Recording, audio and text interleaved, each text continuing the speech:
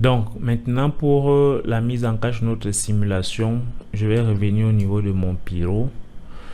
Donc la valeur ici, la division size est de 0,041. Je vais baisser ça à 0,02. Après, ça va dépendre des performances de votre machine. Si votre machine n'est pas performante, c'est pas la peine de baisser autant. Donc moi j'ai quand même une puissance de calcul assez conséquente, donc je peux me permettre de baisser pour ajouter un peu de détail à ma flamme. Je pense que je peux même encore baisser. Je peux encore baisser à 0,01. Et là, je clique sur play.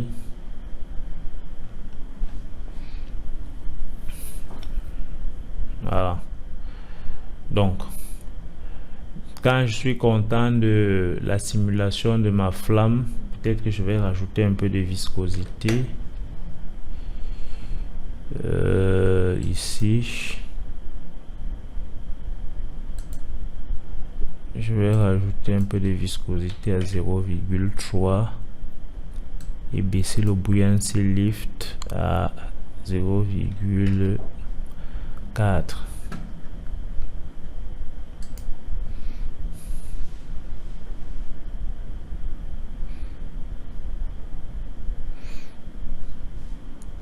Donc dès que je suis content de ma flamme, je vais aller la mettre en cache. Donc pour mettre en cache, je vais simplement remonter, donc hop, et puis je vais venir sur Pyro Import, je double-clique. Sur Pyro Import, j'ai 3 nodes. Le node qui va me permettre de mettre en cache, c'est celui-ci, donc cache file, ou bien file cache, c'est ce node jaune-ci. Donc quand je le sélectionne, puisque j'avais fait mon set project, donc Houdini sait que je travaille sur le projet navigation, sur le projet bougie.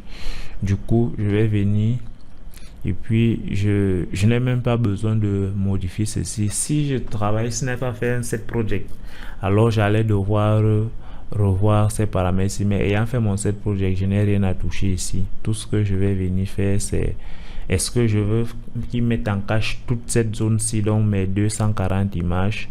Pourquoi ne pas aller même à 250 images une fois? Donc, mes 250 images, oui. Ici, c'est bon pour moi. Je vais juste cliquer sur Save to Disk. Et là, il va commencer à faire la mise en cache. Par contre, si...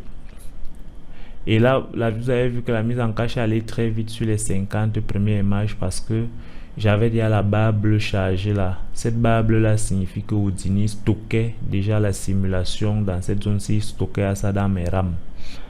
Donc, à chaque fois que vous voyez la barre bleue là chargée, c'est que Houdini est en train de stocker dans la RAM. Et plus votre simulation est détaillée, plus il va vous falloir de la RAM pour pouvoir stocker. Sinon, la barre bleue là ne va pas faire le plein de toute la timeline. Donc à un moment vous aurez juste un segment de barre bleue qui va jusqu'à la fin et puis ça recommence à faire tout le calcul parce que la RAM n'a pas assez d'espace pour pouvoir stocker toutes les données mises en cache. Donc il faudra donc vous battre à avoir suffisamment de RAM si vous voulez véritablement travailler dans Houdini. J'aurais aussi pu décider de faire une mise en cache en background, mais sauf que en faisant ça, le processus allait être plus lent parce qu'Houdini n'allait pas utiliser la puissance maximale des processeurs en assumant que je veux continuer à travailler. Donc il allait utiliser juste la moitié des cœurs et laisser les autres à ma disposition pour qu'ils puissent continuer à créer. Mais pour aller vite, j'ai pris Save to Disk. Ok, Houdini a fini de faire la mise en cache. Donc si je voulais par exemple faire la mise en cache d'une zone bien précise, donc peut-être de 53 jusqu'à 250, j'allais faire le clic droit et venir sur Delete Channel pour supprimer l'animation ou bien l'expression qu'il y a là. Et puis dès que l'expression est supprimée, je peux donc mettre la valeur que je souhaite dire, peut-être que faire de 53 jusqu'à 250 et venir cliquer sur Save to Delete. Mais là, c'était pas nécessaire. Donc, je vais annuler. Ce qu'on remarque, voilà, je vous disais tout à l'heure que la barre bleue dépend de la quantité de RAM. Mais là, moi, j'ai suffisamment de RAM. Mais la raison pour laquelle ma barre bleue là se limite à cette petite zone, c'est parce que la quantité de RAM assignée à Houdini pour pouvoir faire ma simulation ici est très basse. Donc quand je viens à cache, ouais, que cache memory c'est 5 Go. Ce n'est que 5 Go de RAM que j'ai assigné à Houdini. Du coup 5 Go suffit juste à charger à peine quoi, même pas, oui, à peine 50 images, moins de 50 images même, peut-être 48 images que ça peut charger au niveau de la RAM. Du coup, pour pouvoir recharger toutes mes 250 images ici, il me faut au moins 30 Go que je dois allouer à Houdini pour que ça charge tout ça. Donc c'est pour ça qu'on vous demande souvent d'avoir beaucoup de RAM quand vous voulez travailler sur Houdini. Donc dès qu'on a dit ça, je vais vous faire remarquer que Houdini ici, dès qu'il a fini de faire la mise en cache, il y a cette icône de disque ici qui est apparue. Et puis ici, il y a désormais la petite case ici qui est cochée, Load from Disk. Donc désormais, Houdini peut lire directement les fichiers à partir du disque dur dans votre simulation. Il n'a plus besoin de faire le calcul.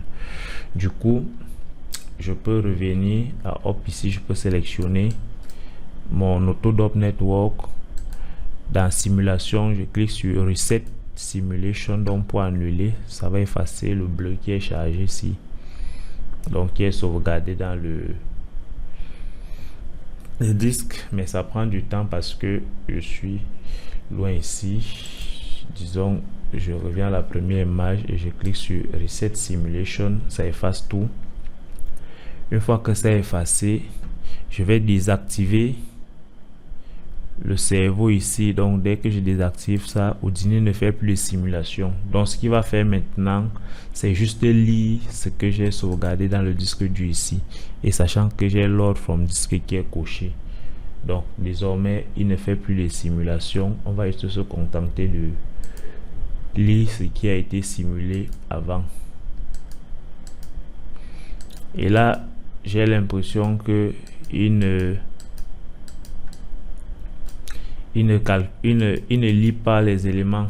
Donc pour vérifier si effectivement il ne lit pas, je vais venir au niveau de mon render view. Donc ici je clique sur render view et puis je clique sur render. Si pendant le rendu j'ai ma flamme qui apparaît, ça veut dire que il lit, mais j'ai juste un petit bug. Mais si ça n'apparaît pas, ça veut dire qu'effectivement il ne lit pas, et puis il va peut-être falloir que je refasse la mise en cache.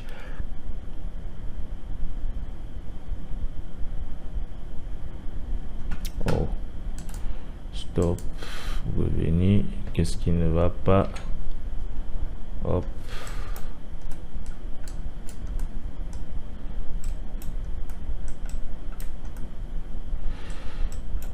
qu'est-ce qui ne va pas? Render view,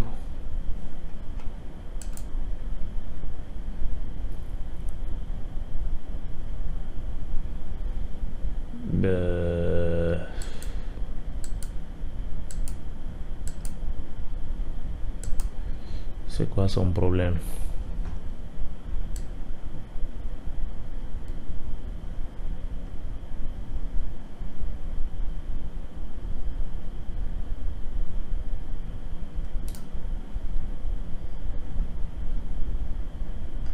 Bon, j'ai l'impression que il ne veut pas mettre en cache. En fait, il ne veut pas lire ce qui est stocké dans le disque dur. Il veut plus se recharger. Dans ce cas, ce que je vais faire, c'est augmenter ma mémoire cache ici. Je vais mettre à 32 gigas. Lorsque j'ai mis à 32 gigas, je vais donc appuyer sur play, pardon. Je vais venir sur réactiver le cerveau ici, et je vais donc appuyer sur play pour qu'il mette ça en cache directement dans la RAM. Donc je vais vous retrouver dès que ça a fini de charger. Je vais la remettre au pause à la vidéo. Ok, C'est bon, la mise en cache est terminée. Donc là maintenant on peut avoir notre flamme qui joue normalement. Donc là, la prochaine vidéo on va voir, ou bien pourquoi même pas, maintenant on peut faire un flipbook. Pour faire un flipbook, vous allez cliquer ici. Donc c'est un peu comme l'icône du livre. On va d'abord arrêter la vidéo ici. Donc je clique et ça m'ouvre cette fenêtre ci. Donc render flipbook, je vais venir cliquer sur start. Et comme j'avais déjà mis en cache, ça va aller très vite. Or si je n'avais pas mis en cache, ça allait faire la mise en cache en même temps que ça calcule mon flipbook. Et là, ayant alloué 32 Go de RAM, vous voyez que désormais toute ma timeline est bleue. Donc ça met directement en cache au niveau de ma RAM.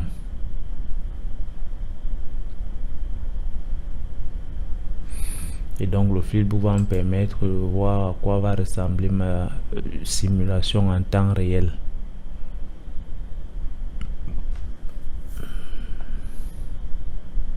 Donc voilà à quoi va ressembler mon animation. Donc on se retrouve dans la prochaine vidéo pour commencer à voir comment éclairer et faire le rendu.